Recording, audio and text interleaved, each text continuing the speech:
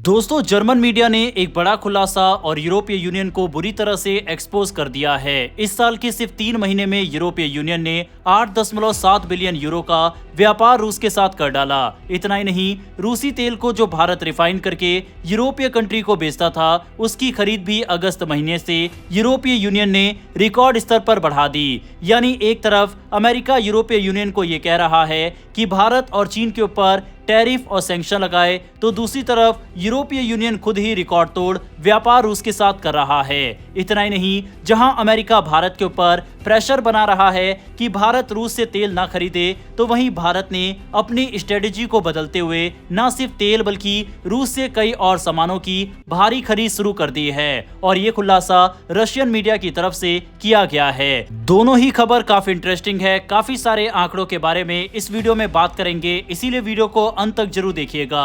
अब दोस्तों, यूं तो यूरोपीय यूनियन और रूस के बीच रिश्ते काफी खराब है। इन सभी देशों को लगता है कि रूस उनके ऊपर भी हमला कर सकता है। यही नहीं, बार बार ये देश रूस के ऊपर बड़े बड़े सैंक्शन लगा रहे हैं, लेकिन इनकी हिपोक्रेसी को जर्मन मीडिया ने एक्सपोज कर दिया है। हालांकि जर्मनी खुद यूरोपीय यूनियन का सदस्य है। दरअसल जर्मन मीडिया आउटलेट बिल्ड ने एक रिपोर्ट जारी की है, जिसमें खुलासा हुआ है कि सिर्फ साल 2025 की पहली तिमाही यानी जनवरी से मार्च तक यूरोपीय संघ ने रूस से करीब 8.7 बिलियन यूरो यानी लगभग 10.2 बिलियन डॉलर का माल खरीदा। सोचिए, जिस देश पर सख्त आर्थिक पाबंदियां लगाने की बात हो रही थी, उसी देश से अरबों डॉलर का व्यापार जारी है। इस रिपोर्ट के मुताबिक यूरोपीय यूनियन और रूस के बीच व्यापार का बैलेंस भी रूस के पक्ष में रहा। मतलब यूरोप ने रूस से ज्यादा सामान खरीदा, जबकि रूस ने उनसे कम खरीदा। सबसे बड़ा हिस्सा ऊर्जा संसाधनों का रहा, जिसमें नेचुरल गैस और क्रूड ऑयल सबसे ऊपर थे। सिर्फ गैस पर यूरोप ने 4.4 बिलियन यूरो और तेल पर 1.4 बिलियन यूरो खर्च किए। अब सवाल उठता है, आखिर यूरोप ऐसा क्यों कर रहा है? दरअसल यूरोप ने कोशिश तो की कि वह रूस की बजाय किसी और देश से तेल और गैस खरीदे, लेकिन वहां दाम ज्यादा पड़े। इसके चलते कई यूरोपीय देशों की इंडस्ट्रीज महंगे ईंधन के बोझ तले दब गई और उनकी प्रतिस्पर्धा क्षमता कम हो गई। यही वजह है कि अभी भी कई सदस्य देश रूस से सीधे या घुमा फिरा कर ऊर्जा संसाधन खरीद रहे हैं। तेल और गैस के अलावा यूरोप ने रूस से बड़ी मात्रा में फर्टिलाइजर, आयरन, स्टील और निकल भी खरीदा। यानी सिर्फ ऊर्जा ही नहीं, बल्कि इंडस्ट्री के लिए जरूरी दूसरी चीजों में भी रूस पर उनकी निर्भरता जारी है। हालांकि यूरोपीय आयोग ने इस साल एक नया रोड मैप पेश किया है, जिसे रीपावर ईयू रोड मैप कहा जाता है। इसमें कहा गया है कि साल 2027 तक यूरोप पूरी तरह से रूस के ऊर्जा आयात पर रोक लगाएगा।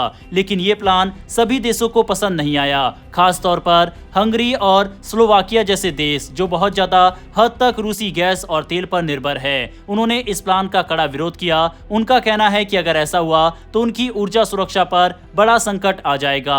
हंगरी के विदेश मंत्री पीटर ने तो ये तक आरोप लगाया कि कुछ यूरोपीय देश दिखावे के लिए रूस के खिलाफ बोलते हैं, लेकिन असल में वह रूसी तेल को एशियाई देशों के जरिए गुपचुप खरीद रहे हैं। उन्होंने इसे यूरोप का पाखंड की राजनीति कहा। जर्मनी की स्थिति भी काफी खराब बताई जा रही है। अगस्त 2025 में जर्मनी के चांसलर फ्रेडरिक मर्ज ने खुद माना कि उनका देश सिर्फ आर्थिक कमजोरी से नहीं गुजर रहा, बल्कि एक संरचनात्मक संकट में है। उन्होंने बताया कि जर्मनी की बड़ी कार कंपनियों की कमाई गिर रही है और इसका असर पूरे यूरोप की अर्थव्यवस्था पर पड़ रहा है। रूस भी यूरोप के इस मुश्किल पर लगातार बयान दे रहा है। अप्रैल में रूस के विदेश मंत्रालय के प्रवक्ता मारिया जखारावा ने कहा था कि ये सब यूरोप की अपनी बनाई हुई मुसीबत है। उन्होंने तंज कसते हुए कहा कि ये है ईयू की एंटी रशियन एजेंडा की असली कीमत। अगर कुल मिलाकर देखें तो स्थिति यह है कि यूरोप बोल तो रहा है कि वह रूस से दूर हो रहा है, लेकिन हकीकत यह है कि अभी भी अरबों यूरो का व्यापार जारी है। फर्क बस इतना है कि अब ये व्यापार कुछ देशों के जरिए सीधे होता है और कुछ देशों के जरिए परोक्ष रूप से। आने वाले समय में देखने वाली बात यह होगी कि क्या वाकई यूरोप 2027 तक रूस से पूरी तरह दूरी बना पाएगा, या फिर आर्थिक दबाव और ऊर्जा की जरूरतें उन्हें वापस रूस के दरवाजे पर ले जाएंगी। फिलहाल तो साफ है कि यूरोप के लिए ये दोहरी मुश्किल है, एक तरफ राजनीति और दूसरी तरफ जमीनी हकीकत। वहीं दोस्तों, इंटरेस्टिंग चीज यह है कि इसी यूरोपीय यूनियन ने नायरा एनर्जी के ऊपर भी सैंक्शन लगाया था, क्योंकि वह रूसी तेल को खरीदकर यूरोपीय देशों में बेचा करती थी। लेकिन आपको ये जानकर हैरानी होगी कि बजाय कि यूरोपीय यूनियन सैंक्शन लगा रहा है, यूरोपीय यूनियन अभी भी भारत से भारी मात्रा में रिफाइंड प्रोडक्ट को खरीद रहा है। बहरहाल यूरोपीय यूनियन की इस दोहरी चाल पर अपनी राय कमेंट बॉक्स में लिखकर बताइएगा। बढ़ते हैं हमारी अगली खबर की तरफ, जो कि भारत और रूस को लेकर है। भारत और रूस की दोस्ती के किस्से नए नहीं हैं। दुनिया जानती है कि दोनों देशों के रिश्ते कितने गहरे हैं। कभी ये दोस्ती हथियारों में दिखी, कभी तेल गैस के सौदों में, लेकिन इस बार कहानी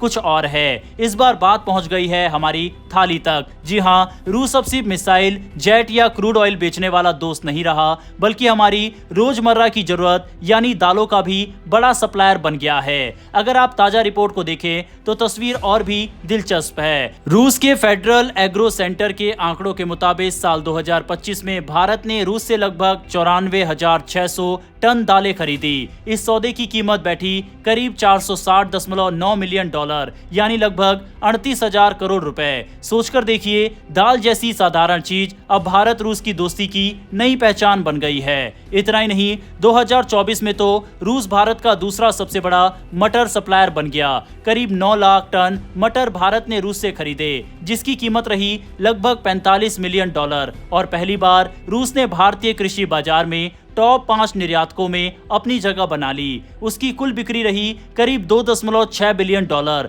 मतलब ये साफ है कि रूस अब हमारे डिफेंस या एनर्जी सेक्टर का पार्टनर नहीं रहा, बल्कि हमारी थाली में भी शामिल हो चुका है। अब सवाल ये उठता है कि आखिर भारत ने रूस से दालों का आयात अचानक क्यों बढ़ाया? इसका जवाब भी सीधा है। रूस ने मसूर, मटर और चने जैसे दालों पर आयात शुल्क घटा दिया। इससे भारत को सस्ती दालें मिलने लगी। साथ ही रूस ने हाल के वर्षों में कृषि उत्पादन पर काफी जोर दिया।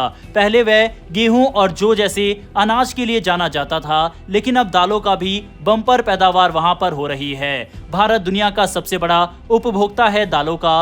हर दिन करोड़ों लोग दाल खाते हैं, लेकिन हमारी घरेलू पैदावार इतनी नहीं है कि पूरे देश की मांग पूरी हो सके। यही वजह है कि हमें दाल आयात करनी पड़ती है। पहले हम कनाडा, ऑस्ट्रेलिया और म्यांमार जैसे देशों से दालें मंगाते थे, लेकिन अब रूस इस सूची में तेजी से ऊपर आ गया है। यहाँ असली बात समझने वाली है कि यह सौदा सिर्फ व्यापार का मामला नहीं है, बल्कि कूटनीति का भी हिस्सा है। जब पूरा यूरोप और अमेरिका रूस से दूरी बना रहा है, तब भारत ने रूस को अपने कृषि मार्केट में जगह दी। ये संदेश साफ है, भारत दोस्ती सिर्फ बड़े प्रोजेक्ट्स में नहीं, बल्कि रोजमर्रा की जरूरतों में भी निभाता है। तेल और गैस के सौदों पर हमेशा राजनीति का दबाव रहता है। कीमतें कभी भी ऊपर नीचे हो जाती है, लेकिन दालें एक ऐसा प्रोडक्ट है जिन्हें स्टोर करना आसान है, शिपमेंट में भी ज्यादा दिक्कत नहीं और राजनीति से भी बहुत दूर। यही वजह है कि भारत और रूस का ये नया रिश्ता ज्यादा भरोसेमंद लग रहा है। बहरहाल दोस्तों, जियोपॉलिटिक्स, डिफेंस और वर्ल्ड अफेयर से जुड़ी ऐसी वीडियो के लिए नीचे दिए गए सब्सक्राइब बटन को प्रेस कर बेल आइकन को दबा लें। फिर मिलेंगे ऐसी एक नई वीडियो के साथ। धन्यवाद। जय हिंद, जय भारत।